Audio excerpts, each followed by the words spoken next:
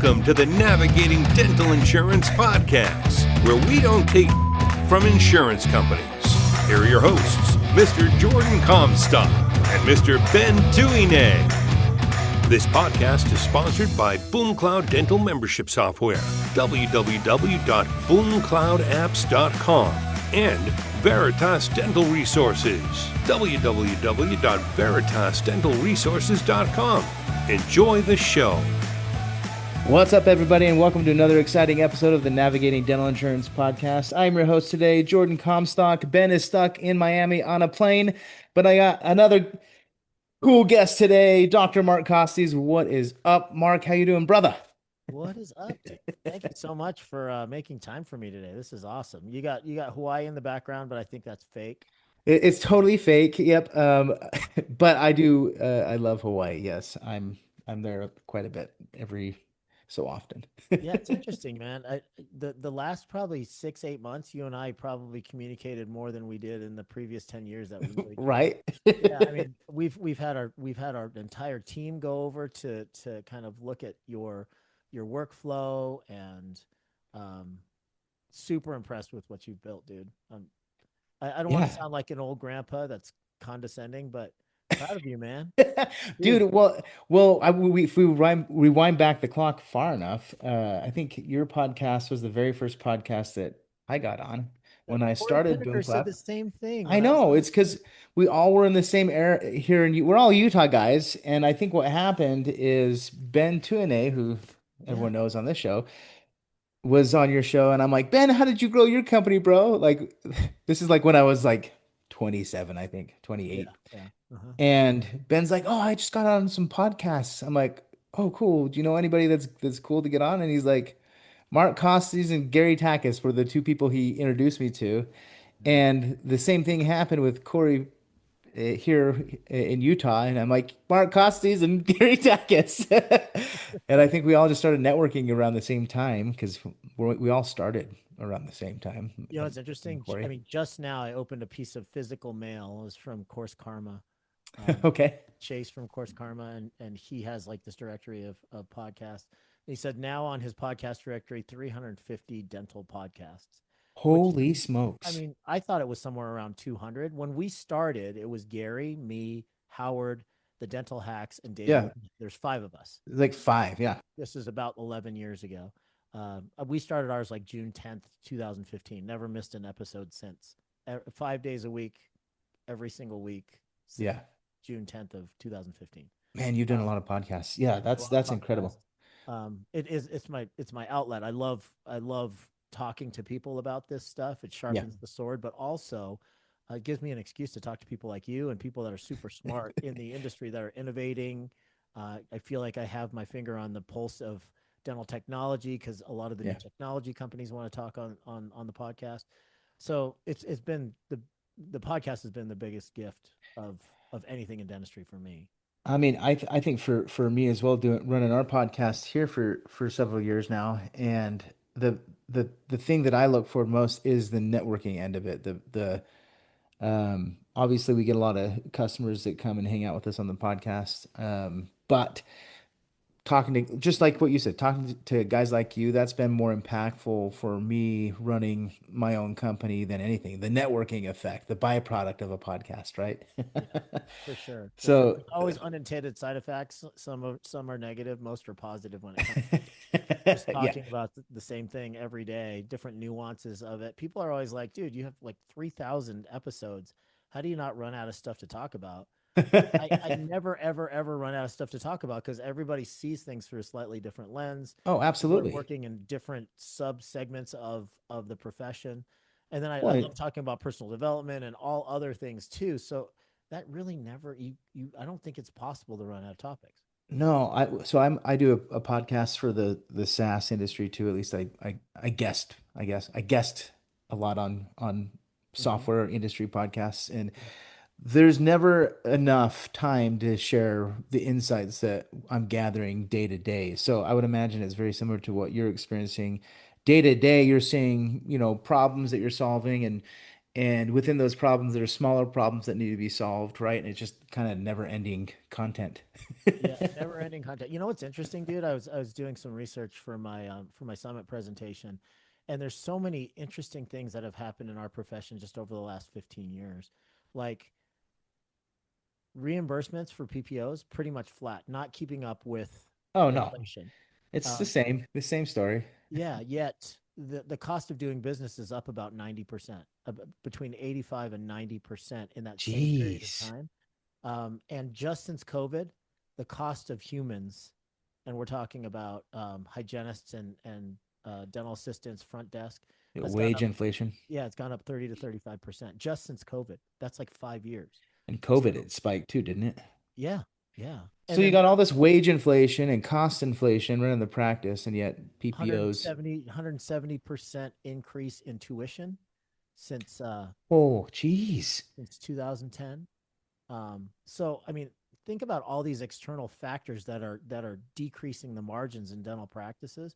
You have to be self-educated. You have to understand what's happening in your business from a Yeah, leadership perspective, systemization perspective, a P&L and cost analysis and profitability perspective. All of those things are more important now than they've ever been.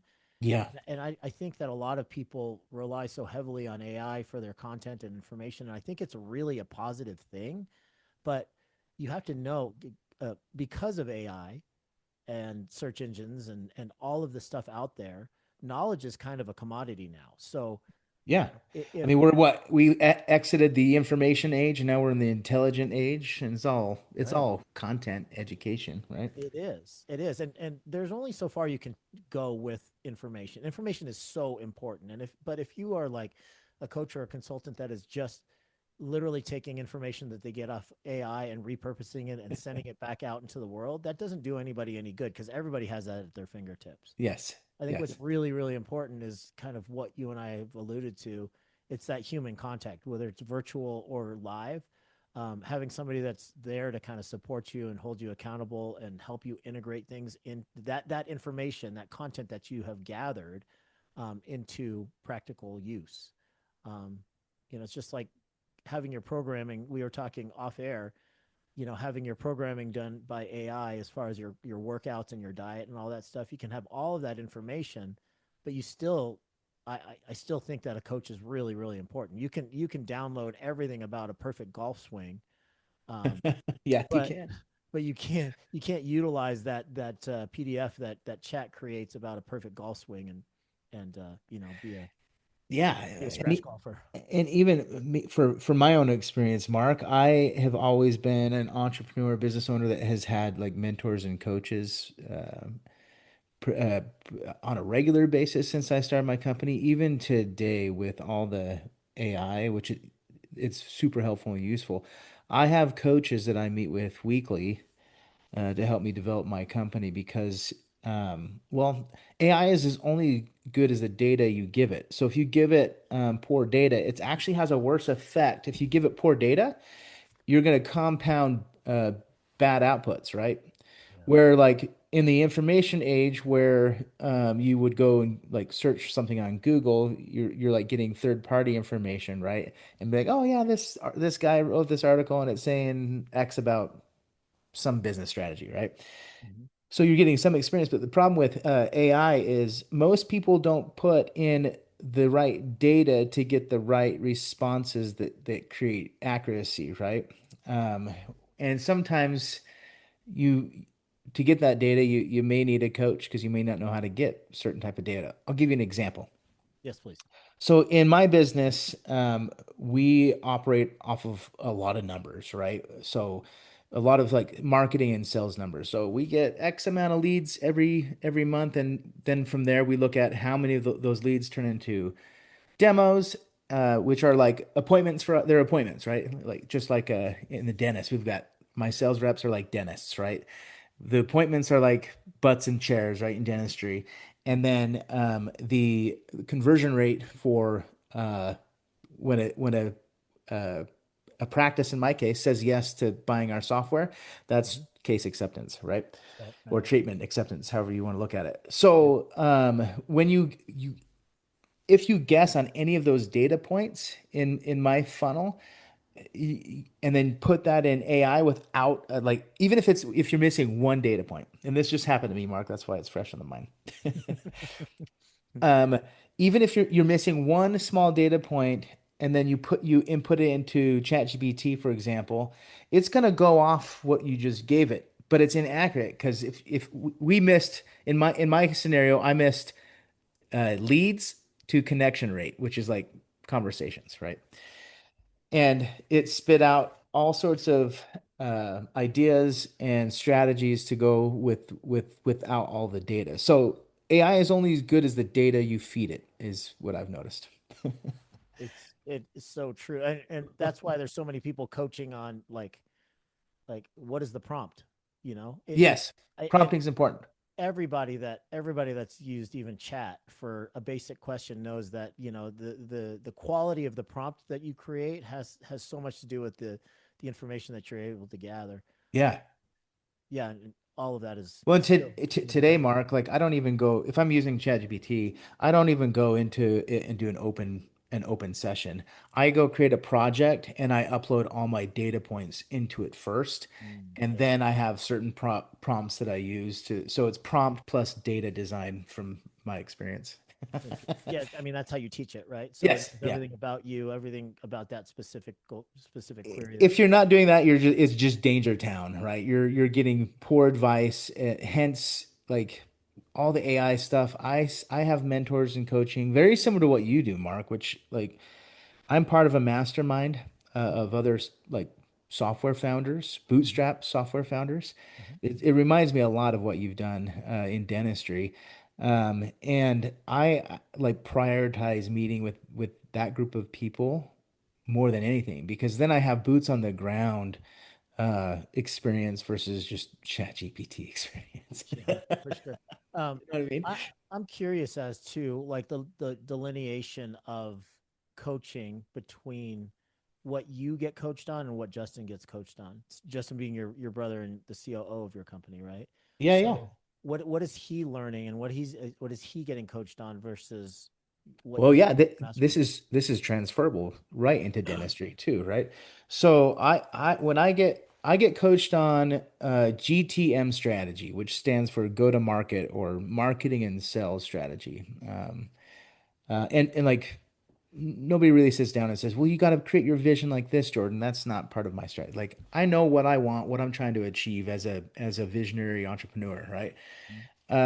Most of my coaching from my resources are all sales and marketing strategies because that's the biggest challenge no matter what industry you're in. If you don't have distribution or if you don't know how to get your next client or customer or patient, then you got some big trouble. Big trouble.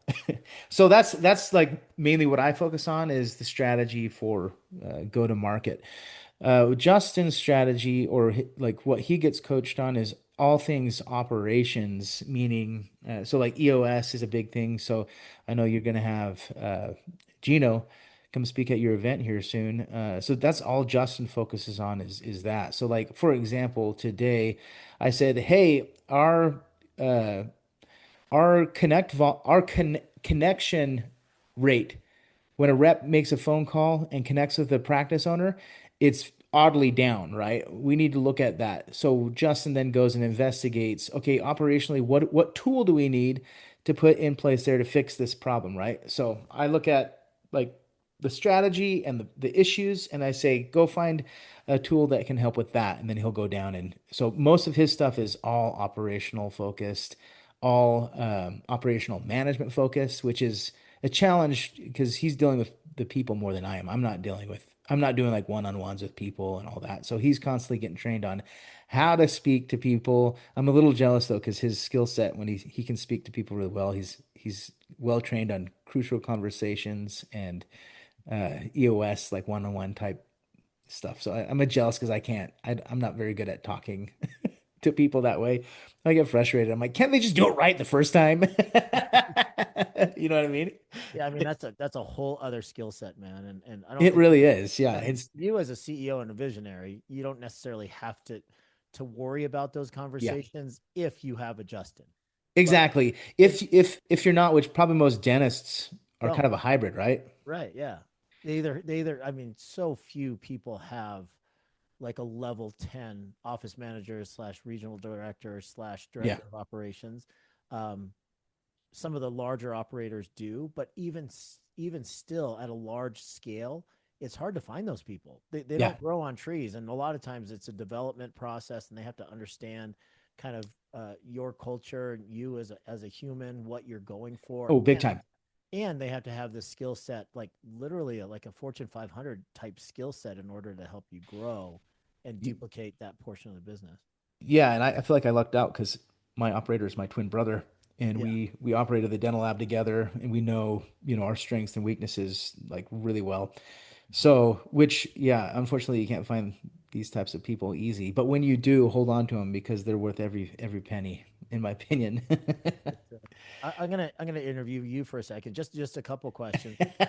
First and foremost, I mean, like since you and I started this thing, I started DSI 14 years ago now. Yeah. And, Boom Cloud's 10 years old. Yep. Um, Yeah, and I started building it 2 years prior to so it's 12 years from idea to today. So mhm. yeah, not too far after you. um, I mean, I've seen a shift in the marketplace in a lot of different ways. What are some of the big shifts that you've seen in consumer behavior or just our profession in general? Because you're getting feedback from your sales team, but you used to be the sales team. You used to be the Yeah. COO. You used to be everything. You've worn every hat. Is there any kind of anything that sticks out as like some of the bigger themes that you're seeing as far as a change in the way that the industry thinks and Yeah, so yeah, a couple things. So one, the problem remains the same, right? And you hit it pretty hard at the beginning where you said well, it's a compounded problem where inflation, we got wage inflation and cost uh inflation happening, but then the PPOs are are acting the same, right? So that's one thing that has remained constant, which is a big surprise to me. I don't know why it is, but it is. Um, so, and right now you're seeing more and more practices kind of panicking harder than where I've seen like 10 years ago. It was more like practices coming to us and they're like, "Oh, yeah, membership plan's a great idea." Today, you're seeing more and more practices really frustrated operating their businesses because of what you just addressed, right? So I think that's a huge thing that I would agree on with what you're saying. A second thing is that I'm seeing is that there's more and more practices and practice owners, I would say, aren't understanding the importance of attracting the right types of patients. That's been the biggest thing that I've seen and that I obsess over, in my world over here at Boom Cloud, right?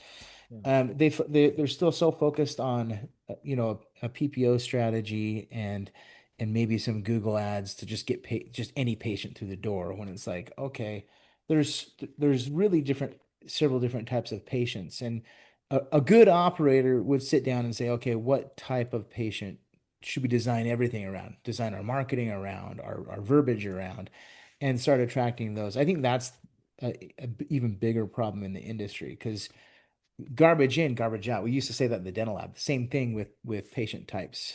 Um, Low quality patients that bring in low revenue or PPO reduced revenue. Garbage in, garbage out. Right? Same thing with it's the same thing with your like impressions, right? You get a bad impression, send it to a lab, garbage in, garbage out. Yeah. You're not going to save anything in future steps of the process if you have if you have a bad Yeah, and the same thing. There's the same pattern as what we just addressed with AI. Garbage in, garbage out. You don't give it enough data or a poor prompt, you're gonna put garbage in and get garbage out. That's another pattern that's just everywhere, yeah. right? And in operating a dental practice, it seems like there's just a lot of layers of that, right? And we don't have enough time to go into every layer of operating a dental practice on this episode, but it seems like that's kind of the trend as well. That when you see things, even you accept a certain PPO, a bad PPO, garbage in, garbage out, garbage in, garbage out, everywhere. So I don't know. That's just my world, but I'm like in a very isolated pocket in dentistry. I'm only looking at that side of dentistry, right? Patient Yeah, I type. mean, but what you have though is you have access to a lot of data, right? Yeah. Hmm. Anytime you work with a dental practice, it just opens up another insight, another small window into Yeah. what private practice owners are dealing with, and things have changed. Yeah, things have changed. Yeah. What have you noticed, Mark? Since I mean, you same thing. You're coaching a lot of practices. You have your eyes on the full picture of a practice where I'm more like if you look at like where Boom Cloud sits, it's more patient attraction, patient retention area Yeah. and revenue optimization, right? Um, but you see the full kind of picture of a practice. What's changed since 14 years? Yeah, I mean, part of what I've seen is exactly what you alluded to, and what I alluded to in the beginning is just the changes in the cost of doing business Yeah. has increased significantly. The workforce has definitely contracted, especially since COVID. So getting qualified humans is much more expensive and still even difficult to do if you can find them. When are those robots coming out? I'm sure you can There's train one, right? well, I mean, there you go. Back to AI, and right now we're in Gen 1 of AI. People are still hanging up on AI agents. If somebody if an AI agent picks up the phone to try to schedule an appointment, an incoming phone call, it I, captures some of those missed phone calls that would have been missed, but it's still a low take rate from a consumer standpoint. the data I have on that from my own phone call efforts is that humans still have a higher success rate with phone calls. Oh yeah, I would never build an AI uh, phone receptionists or whatever. There are other there we I have built AI employees that are doing stuff daily, but they're more like SEO type marketing employees that they're not talking to customers. yeah, not consumer faced. Yeah, Yeah, they're not consumer face. So I would be careful with that because even my data says that because we've tested this. We had when our reps, which is equivalent to your guys' front office team, has a phone call with a practice or in your guys' case a patient or a potential patient, and they book a demo, the hold rate is 71%. When an automated system does it, the hold rate is 18%. That's the new data that I just have for oh, my own process. So I would be careful with because there's all this hype on get a phone AI phone assistant. Like there's all this hype, but measure it first before you make a decision. And I guess that's what I'm trying to say. there's certain things that I mean, certain things that AI is good at, and they should be, utilized for, and certain things that humans will probably never be replaced. And that No, is, I no. think, customer facing, customer service type things. I think people will always prefer a human to a Yeah. robot. Yeah, we have humans doing stuff like the, all AI does is help elevate the human to do more impactful tasks, which is great. That's what we want. Yep, You exactly. know what I mean? Even with like coaching, Mark, it probably elevates you to help coach practices faster and better. Oh yeah, for The sure. coaching is still required. Now you can do it at a faster rate and brainstorm with it if you need to faster and help diagnose faster. That's all it's doing. It's not. I don't envision it replacing people. Maybe robotics as they come in that you'll start seeing robotics do that, but very like jobs that are very redundant. You'll see that happen. But Yep, yep, for sure. it's like it's really interesting though.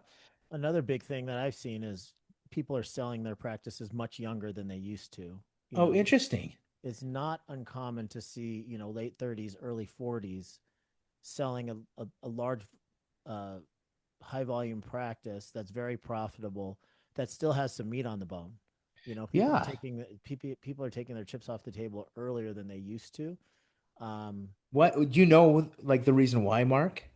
well, I mean, if you think about it, if you are an 18-year-old graduating senior from high school and you go straight through, some of these gunners are graduating in 3 years and 3 or 4 years, so you're looking at 21, 22 years old when you graduate from undergrad, and then they're getting into dental school at that age, graduating 25, 26-year-old professional. Yep. um, 12 months after graduation, they are buying or starting their own first practice.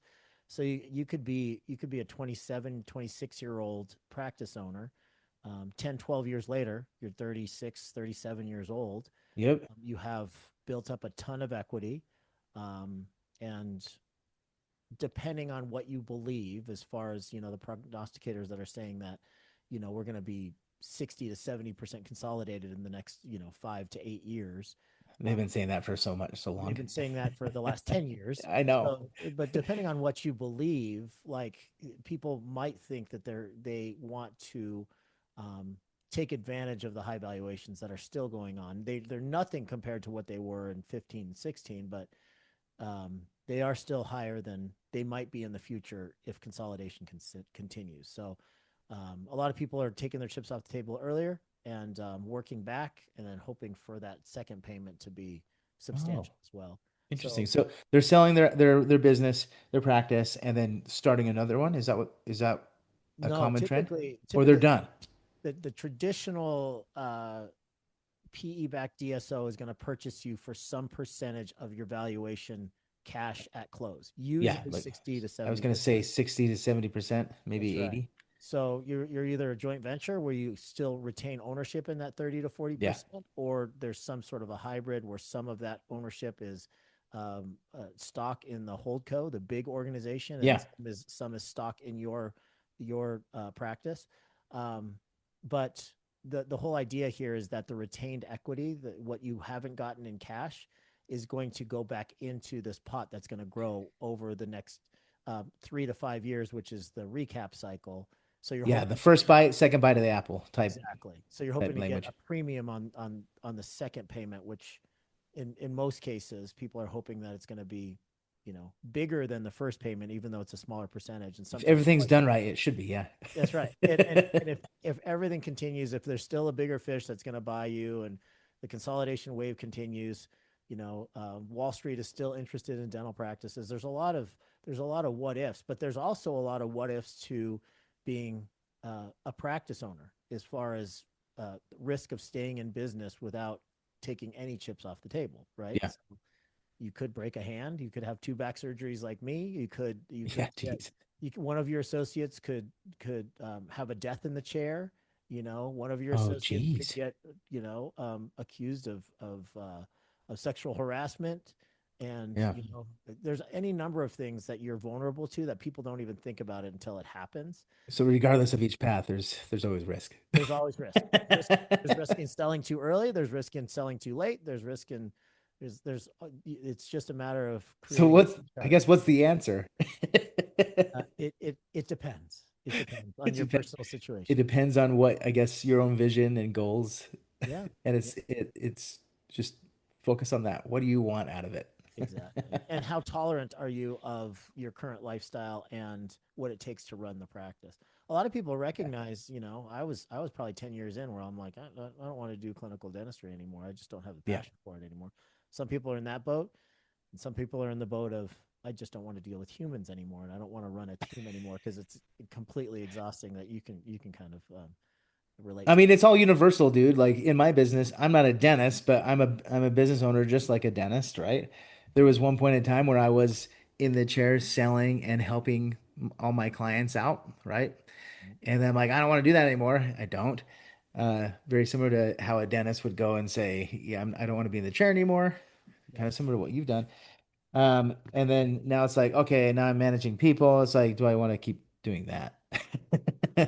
Right. It's the same thing. It's different. I'm not fixing teeth. I'm fixing revenue funnels for practices. You know what I mean? That's the only thing that's different.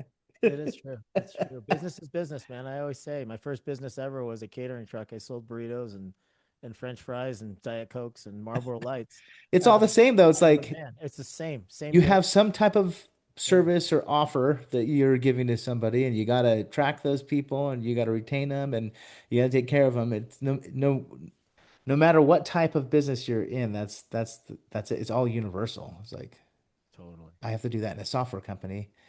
If I owned a food truck business, it's the same. I got to attract, I got to retain, I got to fulfill, Manage and I human. got to manage people. Yeah, It's that's you have to know how to read financial reports, all of it. and financial report, all that stuff. Yeah, So, Mark, you got your big event coming up. yeah, yeah. June, what was the days? I think I wrote June 12th through the 13th, Indeed. 2026. Yep. Frisco, Texas, at the PGA headquarters, Oh, Omni nice. PGA, which is just a fantastic hotel. This is our second year there. We have one more year on our contract with them. Beautiful, beautiful part of the world. Gorgeous. I mean, the best golf courses in the world attached to that because it is PGA headquarters. I wish I was a good golfer, Mark. I wish I was an average golfer. um, So but June but yeah. 12th, 13th in Frisco, Texas. Walk our audience through what's going to happen at that event. It's one of my favorite events to go to, by the way. Oh, thank you. I Yeah. appreciate that. I mean, this is our 14th, which is crazy. Not well. This is our 13th because COVID wiped out one year, but um, And I was there when it was in tents outside of in a San Diego, hotel right? in When San we Diego. had Yeah. we had Yep. like 200 people. Yeah, I mean Yeah. it's a larger private event. It's not you're not going to get DS World 4,000 people, but Yeah.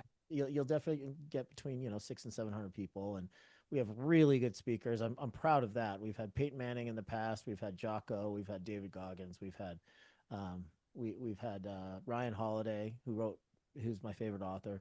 This year, I'm stoked because we have Gino Wickman, and there's a lot of traction slash EOS fans out there.